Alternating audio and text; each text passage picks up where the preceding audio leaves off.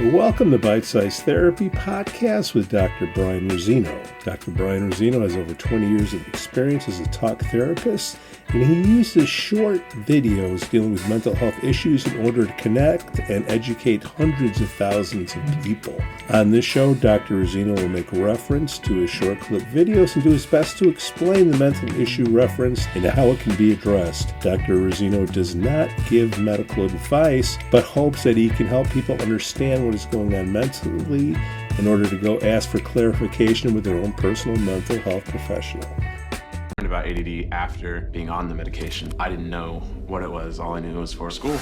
And then when I got here and I was like, holy shit, everybody takes Adderall. Everyone. I take it right when I wake up. It takes about 40 minutes to kick in, and you can feel it. I start to sweat. My heart accelerates. My handwriting got neater. I thought that was so cool. My mind came alive. My body felt alive. It works like a bang. Adderall, warning. Side effects may include being awesome at everything. Every generation has found a different way to try to enhance their performance. Now, in this case, it has been ADHD drugs. This ain't new. It's not like a glass of wine or a joint or any way that people use to decompress. I really see it as a supplement, as a tool. And I don't think there's anything wrong with that. So then you're primed that a pill is going to give me what I want. I felt this mounting pressure from work to start using my prescription. And that says something about our culture right now. It makes me kind of depressed. We probably have meds for that. Everyone has a little ADD. No, we have distractions, but not everyone has a brain that functions like somebody's with ADHD. I wouldn't say that I'm happy to have Adderall, but I'm happy that Adderall is an option for him. There are cardiovascular risks. Psychotic episode, you wouldn't wish that on your worst enemy. But I've got everything I wanted, and there's no way any of that would have been possible without the medication. The perfect employee is somebody that doesn't say no. There is a culture of you do stay up 16 hours for 7 days straight. I've had a seizure from exhaustion. You want to be beautiful and you want to have amazing grades, and Adderall just sort of sews it all up for you. Adderall, the drug of our time. This focus on material progress and productivity, what's the cost of that? And is that a cost we're willing to live with? Netflix, man. I wish I would have watched this earlier. It was a great documentary. Yeah, super interesting. Hey, what was the year that came out? Did you catch that? 2018. 2018. Okay, yeah. I thought it was maybe a few years old. Lots of interesting stuff in there. Did you want to do an intro or anything before we jump in? We just did it. Look at that, man. Adderall. Well, top of our game. It's Adderall. I've got my Adderall right here with my holiday nails. You like my holiday nails? That's pretty cool there. Do you get a discount on the coffee?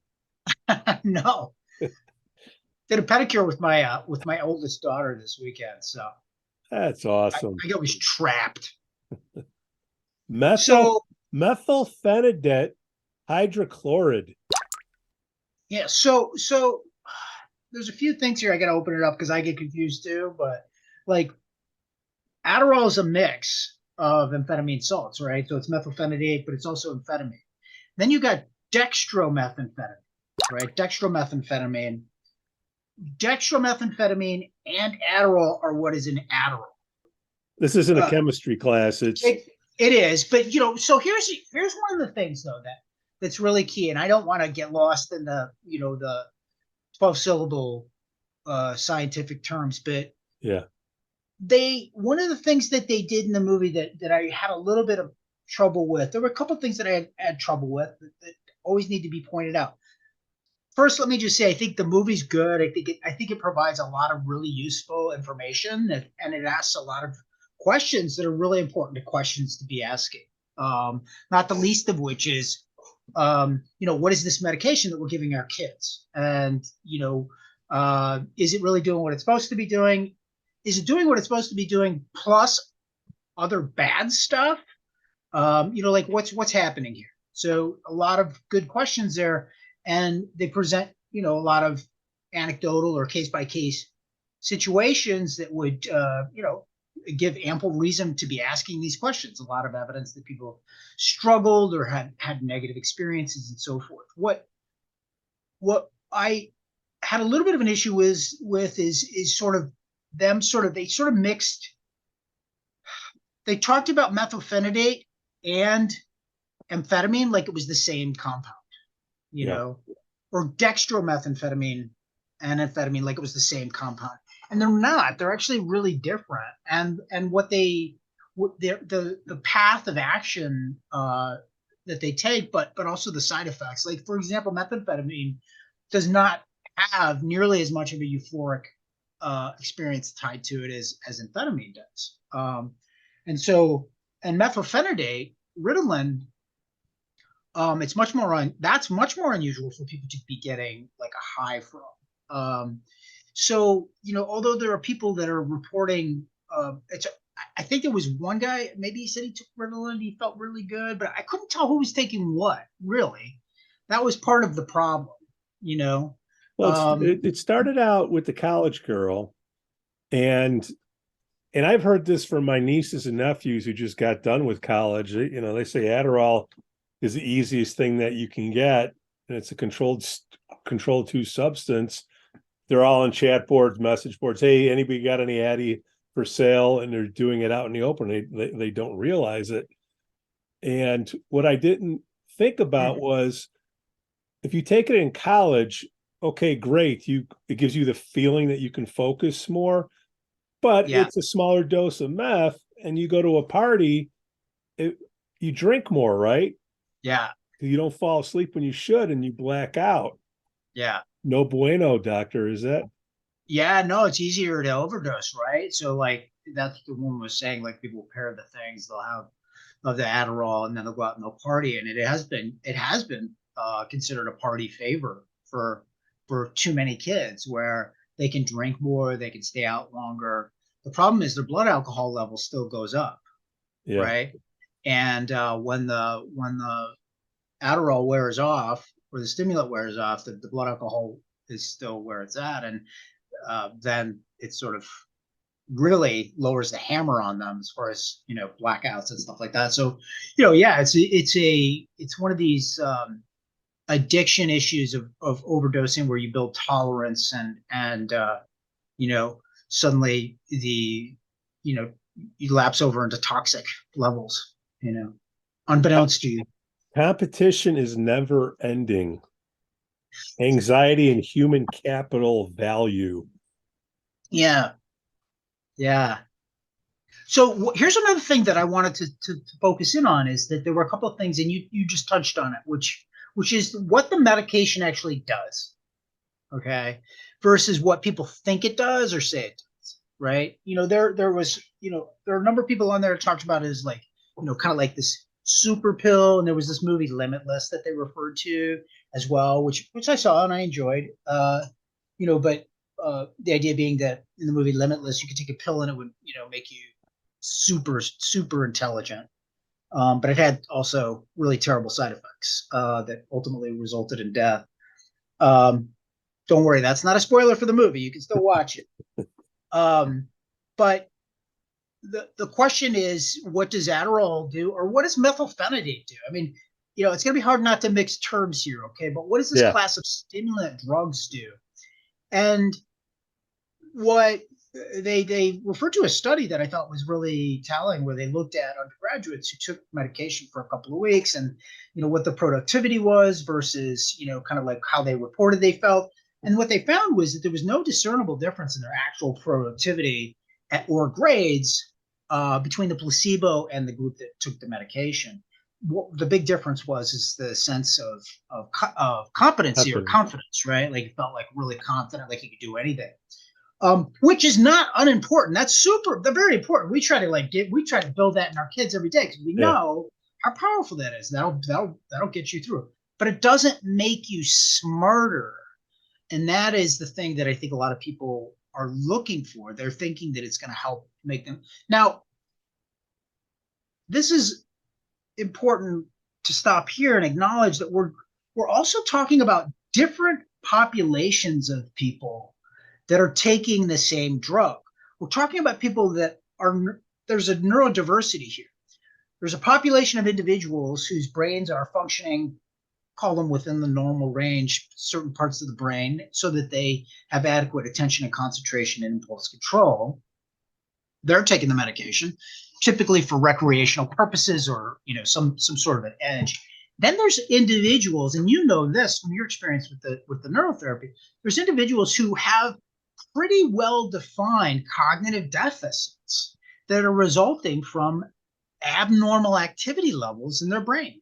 And what the stimulants do is it helps to get those brains more active and more within the line of normal. So what the experience is of an individual who has those difficulties, those deficits, is what was described by many of the people, which is there's like a veil that gets lifted and you can like now focus in on things. You can now screen out distractions.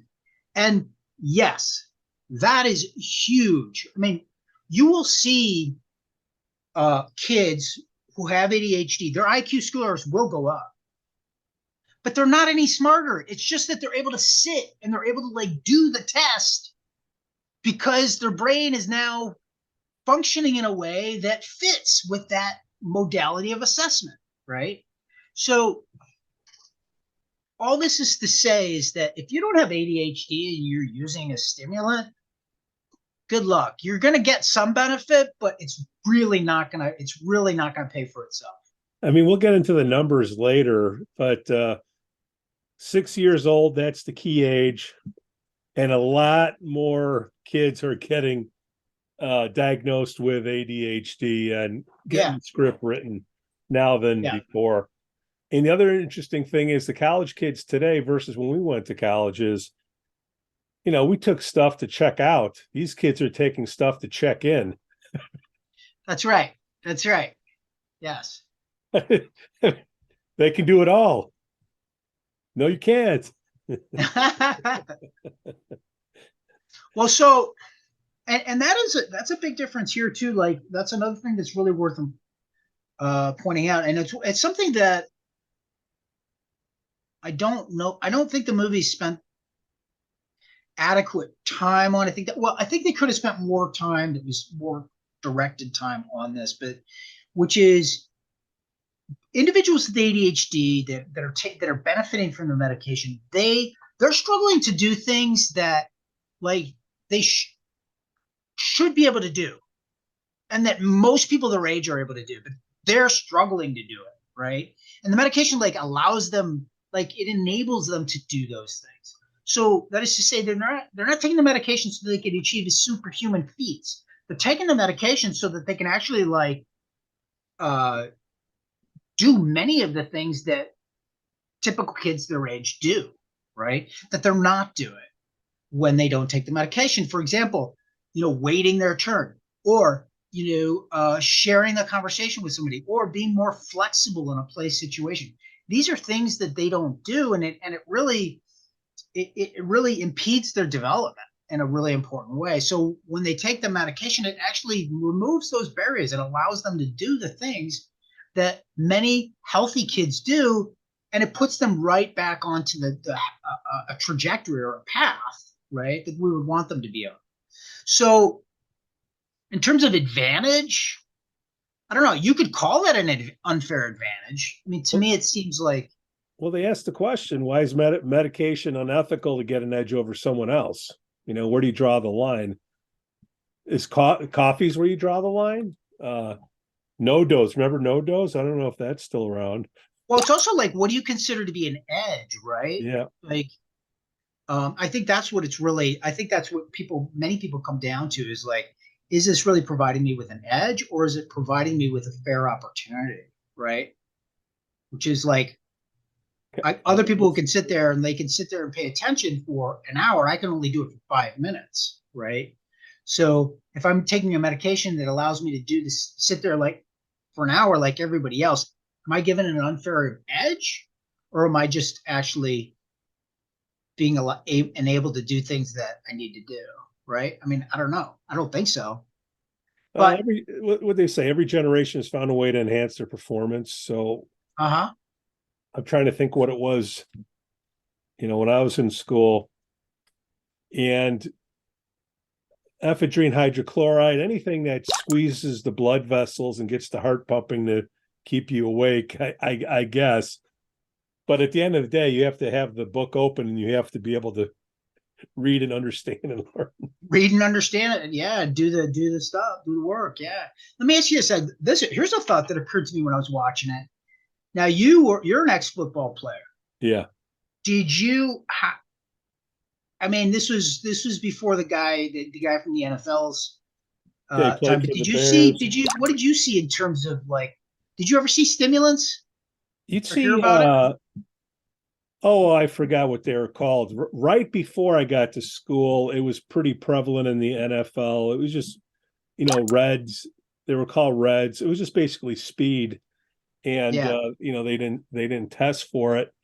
But going even back before I went to school, they showed that article from 1929 where they talk about Benzedrine, and then the inhalers. And I forgot the doctor's name that invented it. He used part of his wife's name because he wanted her to have more Rita lean. Rita keeps Rita lean. Keeps Rita lean. I mean, I just thought it was fascinating. This stuff goes all the way back, the 20s and 30s. So we think we have a unique problem here. No, this stuff's been going on for a while. Yeah, well, and it was sort of stumbling around trying to find its place in the market. What is this thing? I discovered this thing that gives you these properties, makes you energetic and focused, but where does it fit in? How do we market it? And being used for sort of like cocaine, right? Being the magic elixir, cures what ails you. And so finally being, I think they found some of the negative effects and also just realized they had to regulate it because of the addictive properties. In 1969, what was it? The Controlled Substance Act, 8 billion pills were being made, and they got it down to 400 million in 1972. That's quite a market hit there. Yeah, that's a big difference. It's easy. I think it's easy to fall into conspiracy theory land with stuff like this. In terms of follow the money. Big pharma, the long arm of big pharma. Not that they, we need to let up in terms of our vigilance. I do think we need to watch this stuff. However, I think it's a lot more complicated than just one, company sort of dictating what it is that, kids with ADHD can take. Now, what do you think, though, is somebody a practitioner of EEG therapy or neurotherapy? What do you think about big pharma? I don't know about big pharma as opposed to big insurance, because big insurance won't pay for it. Yeah. And when you look at what's efficacious for neurofeedback, the number one thing that it can help, they got the evidence on, is ADHD. And is that because it helps, or is that because all the kids are diagnosed with it and they don't really have it? Oh, interesting. And really what you're doing is you're just increasing focus. Well, if you have neurofeedback, you're using some type of software to get a positive reinforcement.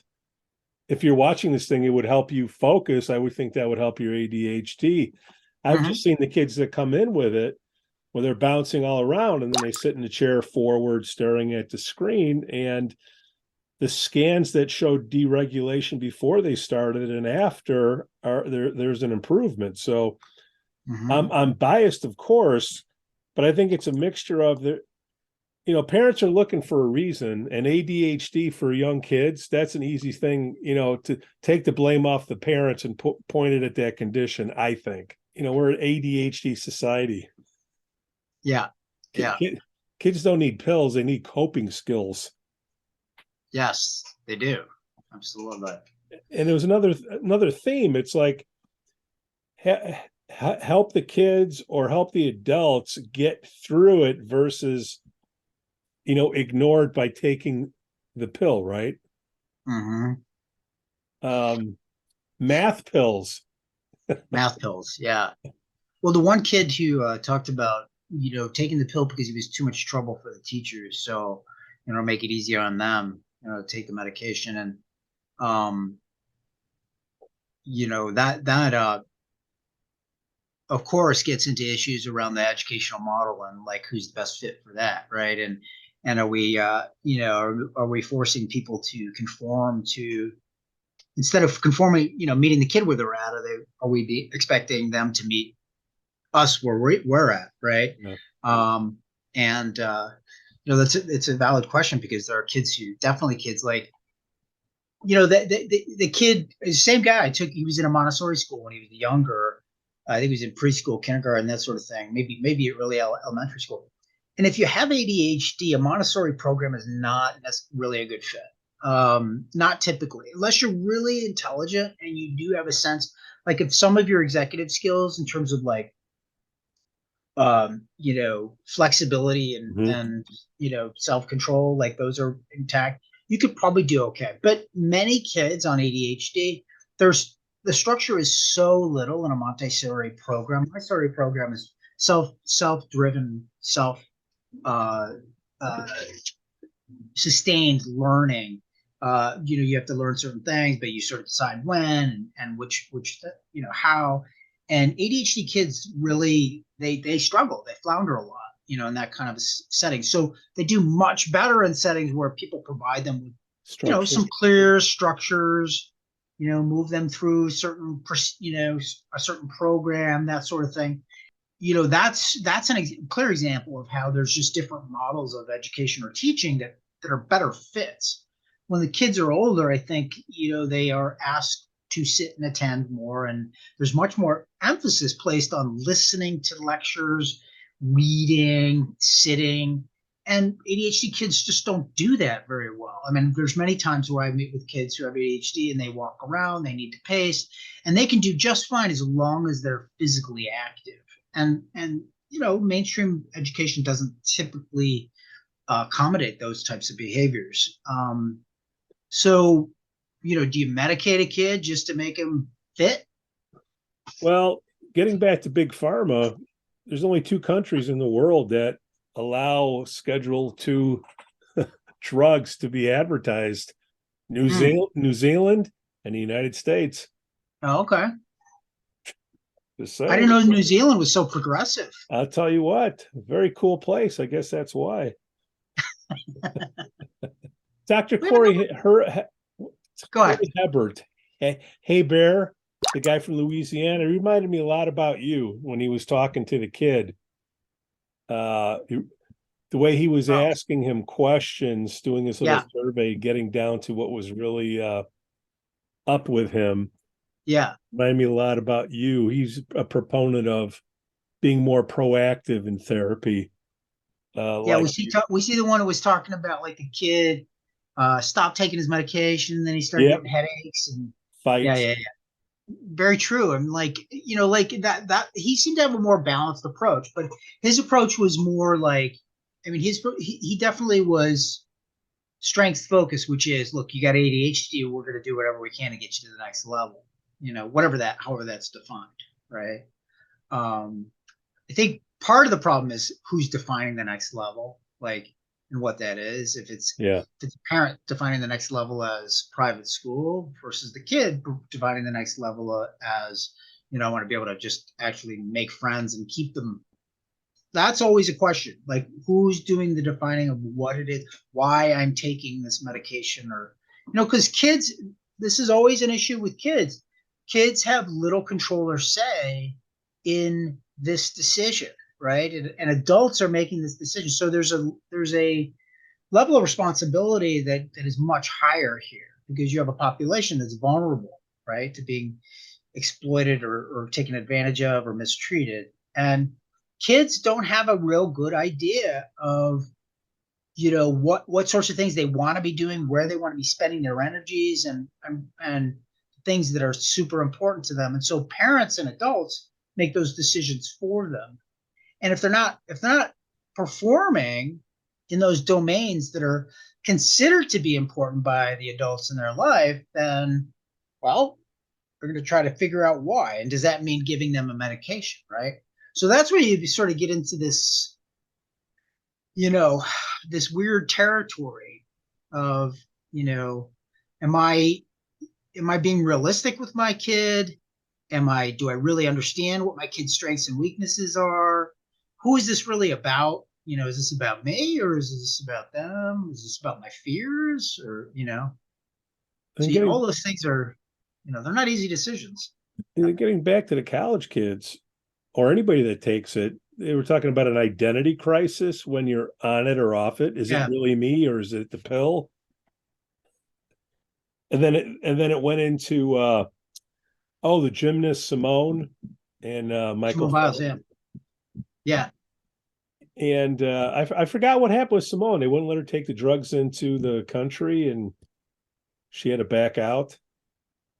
I don't remember exactly either what happened there. I do vaguely remember the controversy. I didn't have time to look it up. Well, I think she was doing those dangerous flips or whatever, and she said, well, if I can't have my Adderall, I'm not doing that stuff. I'm out.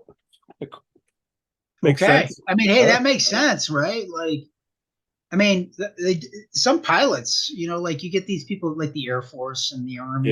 Yeah. They use Adderall, and they use, for when pilots have to fly for, 12, 16 hours, and they can't make, the mistakes, they have really high stakes, but we see this with athletes, to bring it back, athletes, individuals who have ADHD have a much higher rate of injuries, serious injuries. So they tend to get broken bones and lacerations and need stitches much more frequently than their the control groups, people without the diagnosis. And individuals who play sports tend to get injured more, have more concussions. When they're on their ADHD, though, they're more zeroed in, and so they don't make the mistakes. And quite frankly, they're probably a little bit better coordinated because of the dopamine, that's in their system. And so they're not, they're doing what their body's doing what their brain tells them to do it when they're told to do it. And so the injuries go down. So anyway, I don't blame somebody like Simone Biles for not wanting to do those exercises. Well, because she's learned to do it with Adderall. She could learn to do it without Adderall, but when you learn to do it with Adderall and you go into that situation, you don't take away the Adderall. So then, the question is, what's a level playing field? Getting back to the NFL guy, he had a therapeutic use exemption, and they said a majority of the therapeutic use exemptions were for stimulants in the NFL, MLB. Then it gets into brain hacking, which is kind of what you and I are into with the neurofeedback and the QEEG. Because all it's brain chemistry. It's the chemical energy in the brain trying to regulate it, right? Cognitive enhancement. And then to get into the Limitless movie, which I haven't seen. Do you vouch for it? Should I see it? Yeah, it's a good movie. Good enough for us to talk about on here? Or we'll see. Bradley Cooper. It's got Bradley Cooper. Yeah, it's good enough for us to talk about. All right, fine. All right. Robert De Niro. And then it got into, they did the little, I forgot who the doctor was, but they did the test with the placebo and then the drugs. And, do you feel that the pill enhanced your learning? And couldn't prove it, but you had a false sense of confidence. Yeah. And how well you're learning. Yeah. So they feel better taking it than not. First of all, you're the doc. I'm not, but it just seems to me there's so many people all of a sudden getting diagnosed with this. I'm just scratching my head. That's all. Yeah, that's all. So yeah, I mean, I think there's a lot of things that are happening at once here, and not. Yeah, I mean, one of them certainly is misdiagnosis. There's also, like, if you look at the research, people are underdiagnosed too. It depends on the population, right? So like, there was a woman on there who was concerned about her son, who's looked like he was a agent for in the music industry, Yeah. really successful guy, and she was concerned, and he actually takes Adderall, and but at his age, he had ADHD, and they were recommending medication. She was very much against it, and feeling like that's what they did with people who are just too active and disruptive. And it's interesting because, and she said she saw that a lot with African American and Hispanic kids. Yeah. And I don't doubt her experience. It's on a population level. She was pissed. Yeah. Was she pissed because she was defensive because she felt bad, or she was genuinely pissed? Meaning that a guilty pissed, or I should have done this for my kid earlier? Because when she found out he was taking... No, I mean, my sense was that she was indignant. I mean, that there was something that was wrong that was happening, and that that people were taking an approach that was at the expense of the kids, and that particularly there was something with the minority groups. I think what she was saying was that when Black or Hispanic kids were very active, they were considered to have a disorder. When white kids were that way, they were just considered rambunctious. Yeah. I mean, something along those lines, sort of like if a white kid is noisy, they're just they're just having a good time. If a Black kid is noisy, he's aggressive. Those sorts of mislabeling or labeling. The population data, though, does show that minority groups are underdiagnosed and they're underprescribed for ADHD. So when they get a prescription for ADHD, there's a very much smaller percentage that actually take the medication than their white cohorts. That's just in the groups that are successfully diagnosed. So like overall, the rates of diagnosis are much lower in minority groups, and even much lower than that are the rates at which they take medication. I think it was like 30% versus 65% is one of the studies that I saw. And that they tend to when they do tend to take the medication, they discontinue it earlier, and they never go back to any other form of treatment. Mm-hmm. So there's real issues there in terms of like utilization of services for minority communities. So there's definitely issues around that, like whatever there's multiple issues around that in terms of like access and trust. There's a lot of distrust of the system, and that sort of thing. The kids that are like most often medicated are the white upper middle class kids that are diagnosed and medicated. And the question there is, again, like it is anywhere, how justified are those diagnoses? Or are they ones that are,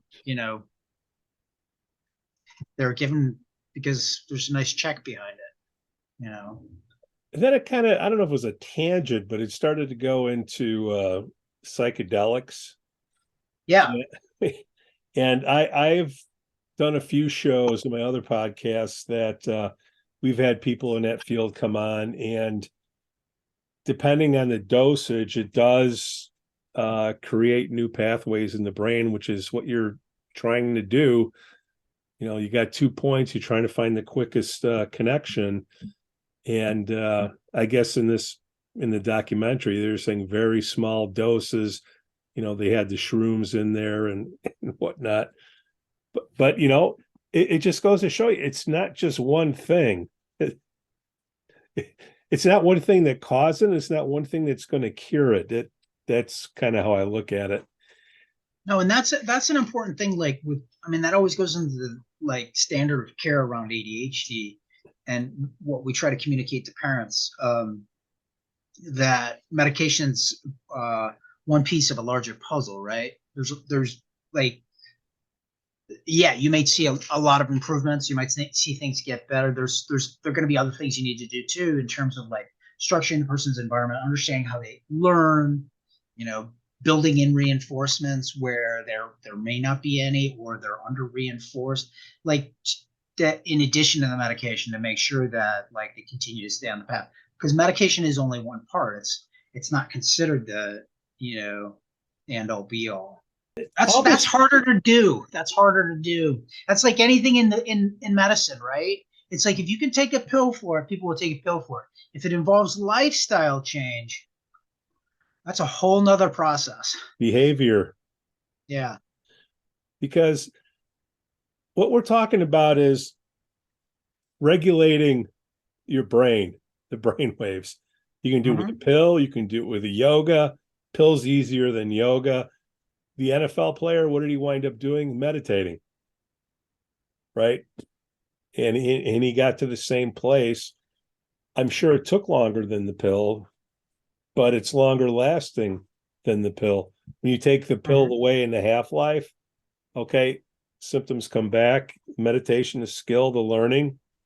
That's a long life thing. It's gonna stick with you. So that part of it, and you can draw it up. You can draw. I mean, when you get good at it, you can sort of draw up your meditative states, and you can sort of take a 5-minute reset to do that stuff, and you become proficient in it in a way that, you know, is pretty awesome. Whereas with medication, no, you typically end up needing a difference in dose. But yeah, if it doesn't continue to work for you, but and then the negative side effects. There's no real negative side effects to meditation, I don't think. No, it's just maybe your bum gets sore. Yeah. I got a UTI. I've been meditating too much. So, Doc, I mean, that was, you know, Netflix. Kudos again. Not Netflix. Next, they have some good programming there. You know. Bam. All right. Cool. Bing, bang, boom. Later. Boom.